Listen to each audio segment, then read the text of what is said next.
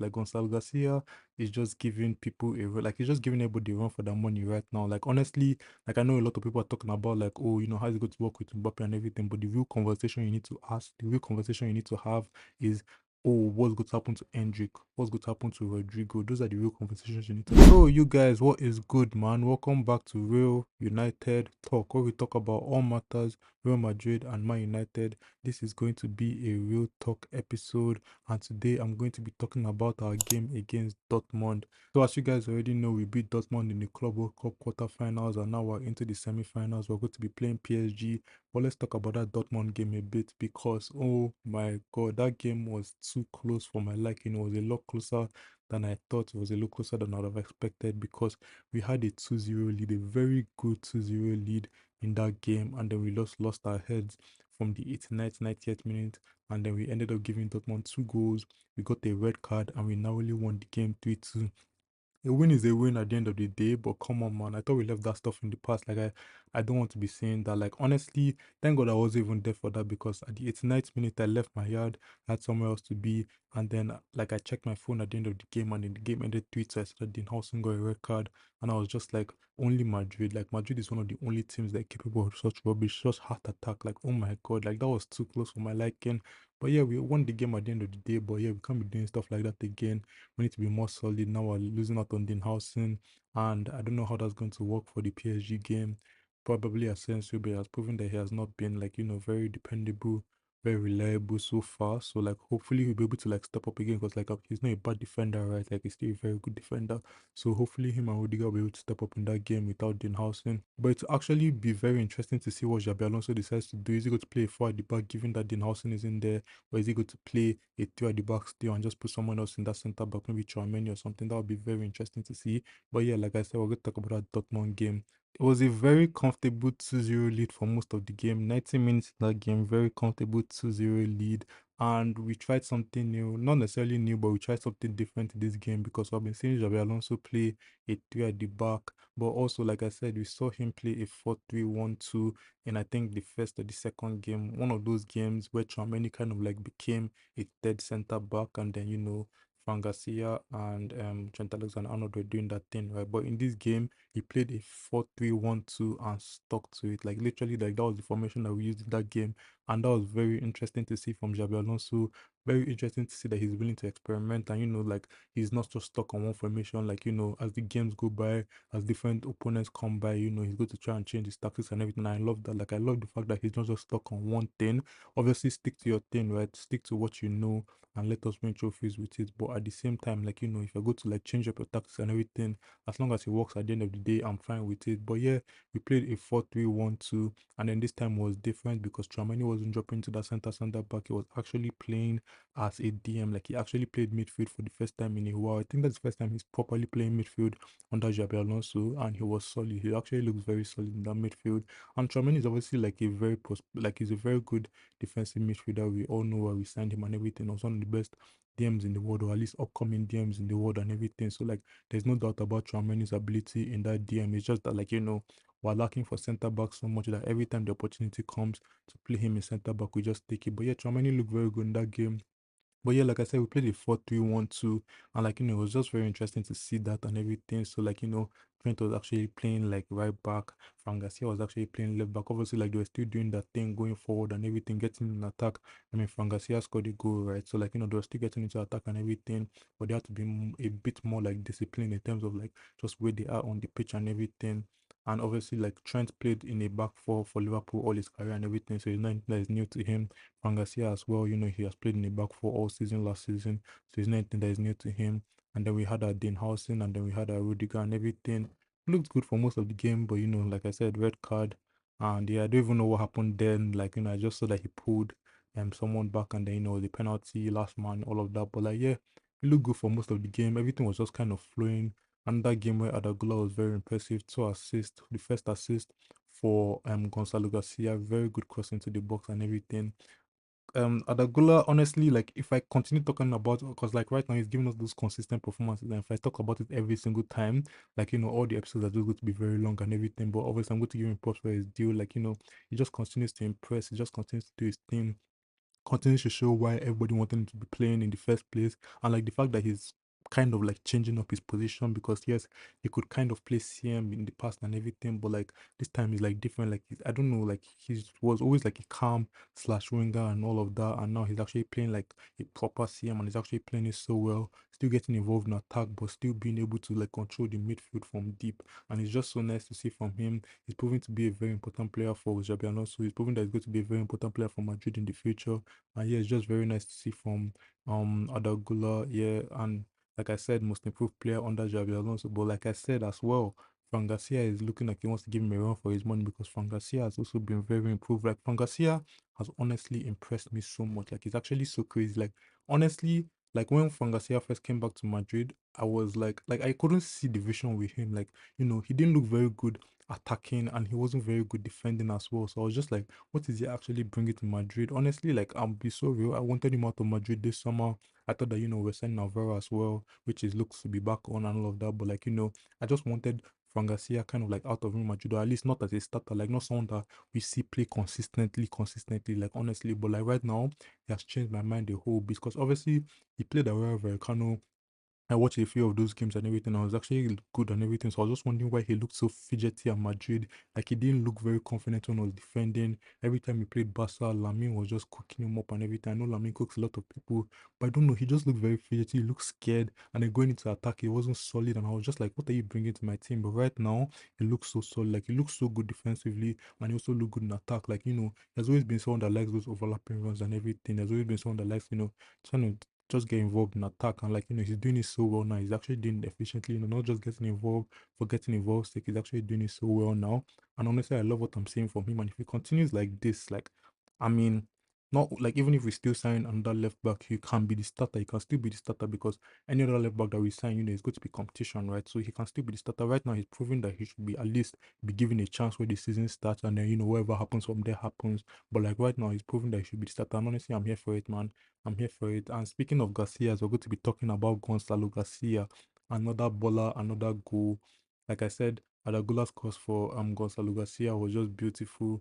And yeah, it was I don't know, man. Like, what else can I say about Gonzalo Garcia? Another player who I seem to talk about every single episode, but like I said, they deserve it. Like, Gonzalo Garcia is just giving people like, he's just giving everybody a run for their money right now. Like, honestly, like, I know a lot of people are talking about, like, oh, how's it going to work with Mbappe and everything, but the real conversation you need to ask, the real conversation you need to have is, oh, what's going to happen to Hendrick? What's going to happen to Rodrigo? Those are the real conversations you need to have because, honestly, like I said before, Hendrick hasn't really done anything to say that, yes, I deserve to be playing more than this guy. Like at the moment right now, if anybody is asked Hendrick or Gonzalo Garcia, they're going to pick Gonzalo Garcia. Hendrick has really done much to be like, yeah, I'm the guy over him and everything. Yes, he was a talent at Palmeiras, and at the same time, he hasn't had that many opportunities. But at the end of the day, like there's someone that is taking the few opportunities that he's getting right now.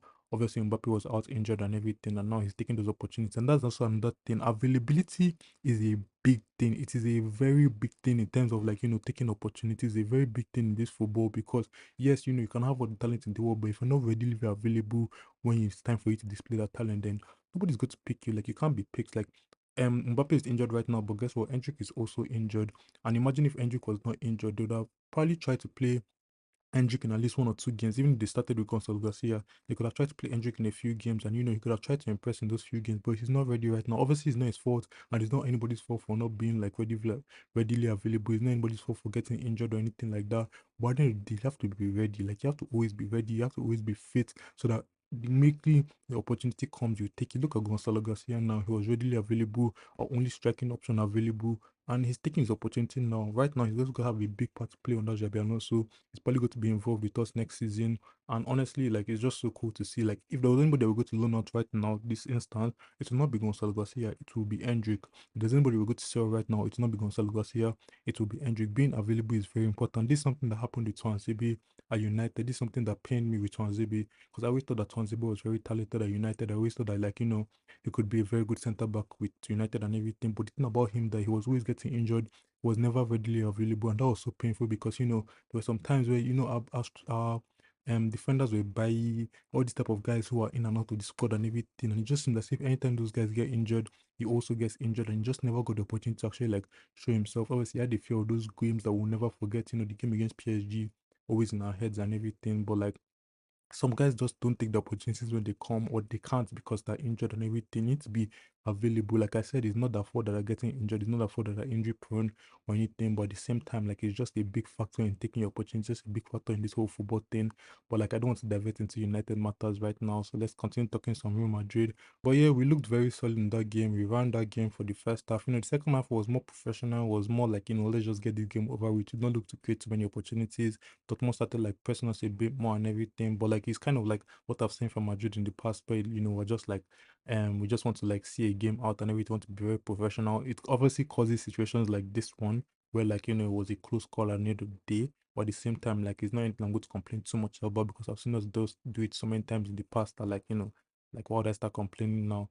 But yeah, it was a very good. So we'll just talk about mainly the first half because the first half was very solid for most of our players. Alexander Arnold, another assist for Fran Garcia. Alexander Arnold looked decent in that game as well. Like no problems from him. Like it looks as if every single game he's growing, he's adapting, and all of that. Honestly, I like what I'm seeing from him. He's looking more confident nowadays.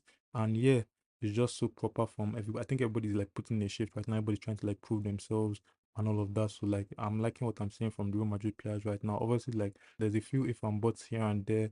But like at the end of the day, like we're good to result that and everything. I think Xabi Alonso right now, not only is he like practicing with the squad, he's also seeing who's going to be available, who's going to not be available, like who's going to sell, who's not going to sell, like who has a big part to play in the future. Like that's what this Club World Cup is for.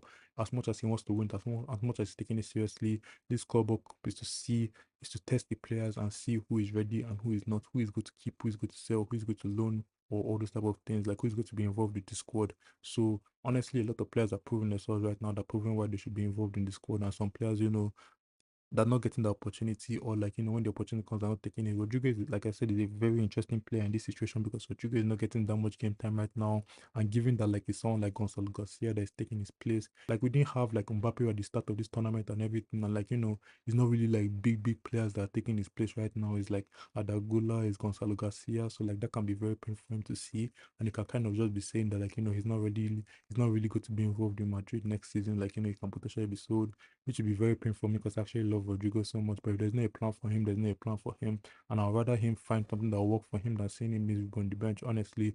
But like, now that I talked about that first half and everything, there's not really too many other standout players in that game, except for Adagula, Fran Garcia, Gonzalo Garcia. There's not really too many standout players from the first half. So we talk about like that's demonic remaining 10 minutes in the game, that 90 plus time. Like honestly, like I said, I didn't watch this. I can't overanalyze it or anything, but I did see the highlights, I did see what happened and everything. And all I can say is Courtois, kudos, man. What a save, man. What a save. That save literally saved us. Courtois has saved us too many times, time and time again. We saw the Liverpool Champions League final. I've just seen too many times where Courtois has saved us. And honestly, it's just like it's the Madrid culture for our keepers. Like literally, like our keepers are always good to withstand too many shots, so much pressure and everything. So we need the keeper, we need a proper shot stopper, and Courtois is a proper shot stopper. That save for Sabita's shot was it, bro. It was honestly it. Like literally, he had no right saving that, but he saved at the end of the day. That was so beautiful. And oh my, like if I was watching that game live, like my heart would have literally been in my mouth at the end of that. Like that's honestly so crazy from Courtois. Saved us time and time again, honestly the best keeper in the world, at least the best shot stopper in the world. And yeah, what else can I ask from Courtois? Like, he was the person that saved us in that game, the person that kept us in the game, kept us in the Club World Cup, at least kept us from going to extra time, which I really appreciate because these players are too tired to play. And I will now talk about Mbappe as well, who also scored a goal coming back from injury as well. He's kind of like trying to get back into the squad. And then, he came on in the second half and then he scored a beautiful goal as well to make it 3-1.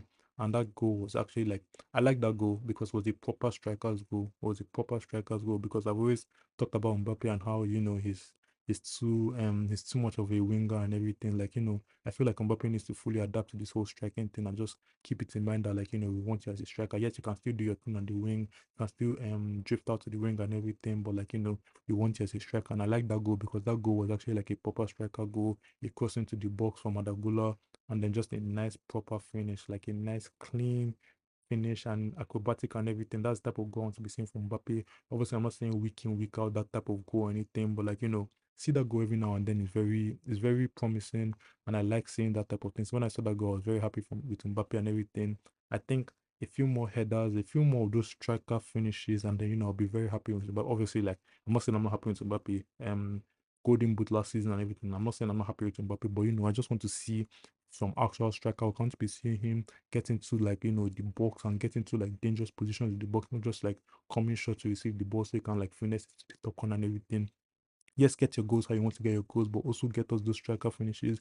Also make it that like we don't miss the traditional number nine when we don't have them on the pitch, kind of thing. You get what I mean? So like get better with the hold up play, get up better with those type of finishes, get better with being dangerous in the box, and we'll have a very happy team, we'll have a very happy Vinny, we'll have a very happy Adagula. Everybody wants to provide for their striker. All of them will be very happy. But yeah, Mbappe and Courtois, the two main talking points from that second half. Obviously, Dean Housen with the red card. I don't know if the red card was necessary, but at the same time, like, um, it's just one of those things, one of those instinctful things and everything. I probably hoped that like there was a defender like around him, or at least that would have made it not a red card, but it wasn't the case, and then he ended up getting the red card and everything. And we're going to miss him for the PSG game, which will be very sad because he has been our best defender and everything. To be sad to not have him against the best, probably the best team in the world right now. And yeah, but like we're just going to have to deal with it and all of that. Hopefully we can still beat PSG and make it to the final. That'll be a very interesting game, like I said, because it will be interesting to see what Xabi Alonso does now that Dean Housen is not in the squad. Is he still going to play three at the back where maybe Tchouameni, Rudiger, and Raul Asensio? Is he going to play a four at the back and then depend on Raul Asensio to actually keep his head and like not do anything rash or anything, given that we don't have a lot of centre back options right now? That'll be very interesting to see. Is Mbappe going to start that game as well? Is Gonzalo Garcia going to keep on starting? Obviously, you can't keep Mbappe on the bench so long when he's readily available and everything. So, who is going to start that game? Is just going to like preserve Mbappe for when the season starts and then just keep on playing Gonzalo Garcia for the Club World Cup? That would be something interesting to see. But yeah, there's just so many talking points, and I'm going to try and talk about that game after it happens and everything. But like, it will be just see what happens in that game. But yeah, that's going to be the end of this episode. Thank you guys again for tuning in. I really appreciate it. I'm going to try and stay consistent, keep on pushing out episodes, and I just hope to see you guys again next time. Safe.